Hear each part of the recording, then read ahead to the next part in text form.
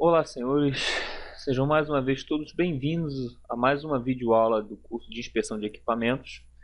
Como todos já sabem, meu nome é Rafael e essa aqui é a nossa terceira videoaula de proteção catódica, né? De proteção contra a corrosão em materiais. De maneira que na nossa segunda videoaula nós iniciamos um ciclo, né, que dizia respeito à corrosão em equipamentos nas refinarias de petróleo, né? Que é um grande polo de atuação para os inspetores de equipamentos. De maneira que nessa nossa terceira videoaula continuaremos aqui a abordagem dos tipos de corrosão, certo? Bem como as formas de controle, certo? Bem como os fatores que influenciaram na geração dessa corrosão. Então, sem mais delongas, acompanhe comigo, por favor, a nossa apresentação dessa terceira videoaula. Vamos começar aqui falando sobre as corrosões por compostos de enxofre. Quais são os fatores que influenciam? Um dos fatores é quando ocorre o craqueamento térmico. Bom, todo mundo sabe que já viu em processamento petroquímico que o craqueamento térmico ou craqueamento catalítico diz respeito a uma quebra, né, das moléculas de carbono, né, oriundas de uma cadeia carbônica que dão origem a outras cadeias ramificadas, né, a outras cadeias que são oriundas desse tronco principal, certo? Então, nesse craqueamento, devido a elevadíssimas temperaturas, elevada energia térmica, esse craqueamento ocorre e posterior a isso há liberações de compostos de enxofre. Tais compostos acabam gerando tipos de corrosão, que é a que estamos abordando agora. Qual é a forma de controle? Substituir o material dos equipamentos e linhas de aço carbono, por exemplo, para um aço com um aço não necessariamente carbono. Aí passa a ser um aço liga, né, com 5% de cromo, ou para aços com mais de 12% de cromo ou alonizados. Tudo vai depender do seu grau de geração de compostos de enxofre. E uma forma de controle também é quando o ácido sulfídrico, né, o famoso H2S, já está dissolvido, no caso a reação seria a mesma. Características da corrosão. Em tubulações com fluxo, elas tendem a corroer de forma uniforme, ou seja, em toda a totalidade da sua superfície metálica. Em uma tubulação onde não tenha um fluxo constante, tendem a corroer na geratriz superior. Por que na geratriz superior? Porque esses compostos eles tendem a sempre se elevar. E se eles se elevam, eles vão sempre se concentrar ali, os compostos de enxofre vão se concentrar na geratriz superior da nossa tubulação. Vamos ao próximo. Ainda em corrosão por compostos de enxofre, né?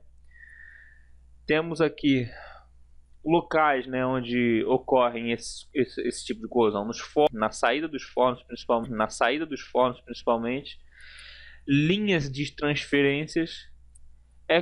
Ele existe também em diesel, é encontrado esse composto de enxofre em diesel pesado, se concentra também no fundo da torre de destilação atmosférica, certo? E nas linhas de GOR. Inclusive também nas linhas de fundo da torre de destilação atmosférica e da torre de destilação. Lá também ficam concentrados alguns compostos de enxofre e ocorre esse tipo de corrosão. E na torre de destilação atmosférica, também na torre de destilação a vácuo e torre de retirada lateral de diesel pesado da torre de destilação. Ou seja, sempre que houver a presença desse diesel pesado, provavelmente vai haver um composto de enxofre gerando uma corrosão. Certo? Um novo tipo de corrosão aqui agora, que é a corrosão sob tensão pelo ácido sulfídrico no aço carbono. Como funciona o processo de corrosão? Muito bem. A corrosão, que atua com a liberação do hidrogênio positivo, catódico, migra na ponta da trinca ou pitch, ou seja, gera duas possíveis formas de corrosão, né? Que é a corrosão em forma de trinca ou o próprio pitch, são pontos, né? Por sua vez, essa trinca e esse pitch geram pontos de tensão e à medida que você tem a maior trinca, você tem o que? Um acúmulo de contaminantes, no caso, qualquer particulado externo gerador desse contaminante aí. Local de atuação. Vaso de topo da torre retificadora da unidade de águas ácidas. Percebam aí, ó, a presença de águas ácidas. Vaso da unidade de tratamento cáustico da nafta leve ou de GLP, que é o gás liquefeito de petróleo, para quem não sabe. Vaso de topo da torre de pré-flash. O vaso de topo da torre estabilizadora de nafta. Vaso de topo da torre atmosférica e vaso de topo da torre de vácuo. Então todos esses aí, eles atuam, eles acabam gerando o ácido sulfídrico, de maneira que esse ácido sulfídrico em concentração, em uma certa concentração, eles geram pontos de corrosão, sejam eles trincas ou pitch, e nesses pontos, independente da sua forma, há o que? Uma concentração de tensão, bem como a passividade, né, de ser um ponto de acúmulo de contaminantes particulados externos, né, estranhos ao corpo principal da tubulação. E isso gera um agravamento na sua corrosão, certo? De maneira que a corrosão sob tensão pelo H2S deve ser extremamente monitorada, certo? Rigidamente monitorada. Temos aqui agora um tipo de corrosão diferente, que é chamada de empolamento por hidrogênio. No que consiste? A corrosão, que libera por sua vez, mais uma vez, o hidrogênio, migra para espaços vazios no interior do metal e tende a se alojar na ponta das trincas, certo? E contaminantes como este facilitam a ocorrência, certo? A ocorrência de corrosão sob tensão e empolamento, ou seja, ocorre não necessariamente na superfície, mas ele se concentra nas bases, nas pontas dessas trincas, certo? E acabam gerando o quê? Com essa liberação, você acaba gerando um empolamento do material, da superfície do material, né? Da camada superficial. E esse empolamento, na verdade, ele não é um excesso de massa, e sim um ponto de corrosão, certo? Que está sob tensão. Temos um outro tipo aqui, que é uma corrosão geralmente oriunda em fornos, né? De fornos, que ocorre em fornos, que são as corrosões por cinzas fundidas. Quais são os fatores que influenciam? Compostos de vanádio, ali você pode ver o V2O5, com a presença de oxigênio, e em temperaturas acima de 550 graus Celsius. Então é necessário que haja uma temperatura com um certo grau de elevação. E essas cinzas que possuem compostos desse vanádio, ao se concentrarem nas paredes do seu forno, acabam gerando esses pontos de corrosão. Formas de controle: óleo combustível com baixo teor de vanádio. Nada mais justo do que um baixo teor de vanádio para você poder tratar desse tipo de corrosão. E operação com baixo excesso de oxigênio. Simplesmente, se você sabe que o que gera, fatores que influenciam a corrosão por cinzas fundidas é a presença do vanádio juntamente com gás oxigênio, é necessário que você primeiramente trate com óleo combustível com teor de vanádio pequeno, para que haja um equilíbrio, para que você consiga estender um pouco mais o tempo de vida útil daquele material. E por último, que você possa manter uma operação sempre com pouca presença de gás oxigênio, né? Do oxigênio na sua forma gasosa, que é o O2, fazendo com que haja um baixo excesso de O2. Lembre-se que na aula que nós vimos sobre fornos, é sempre muito importante manter o quê? Um baixo excesso de O2 no corpo interior do seu forno. Temos aqui agora uma fadiga térmica e mecânica. Pelo nome já podemos perceber que fadiga térmica e mecânica significa o quê? Uma corrosão gerada por um esforço repetitivo, certo? Um esforço mecânico repetitivo a uma certa temperatura. Bom, uma fadiga térmica, juntamente com a temperatura mais alta em contato com materiais diferentes. No caso da fadiga mecânica, são esforços o quê? Cíclicos, ou seja, que formam ciclos, são esforços repetitivos ali, né, que seguem todo um ciclo.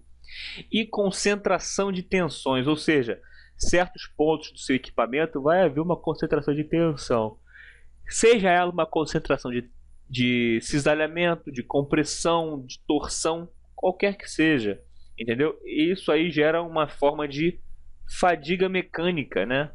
E a fadiga térmica, como nós vimos, é o que? É operar em temperatura alta com materiais diferentes, certo? Então esses dois juntos geram a fadiga térmica e mecânica, né?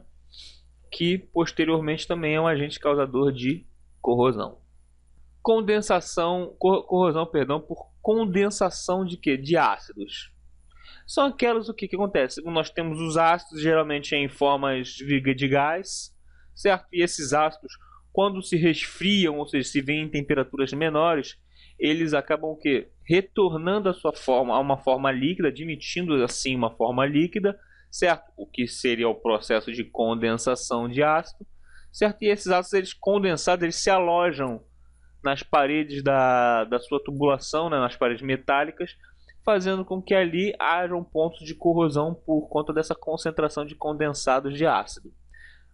Forma de controle muito simples: lavagem com água para remoção dessas camadas, né, de ácido condensado que ficam incrustadas na parede, e por sua vez a neutralização, geralmente com inibidores de corrosão na sua medida correta. Bom, agora temos aqui a corrosão por fluência. Os senhores vão perceber que corrosão gerada por fluência, ela é bem semelhante a uma corrosão térmica por fadiga térmica e mecânica, mas com certas diferenças. Acompanhem. Como é que funciona o processo corrosivo?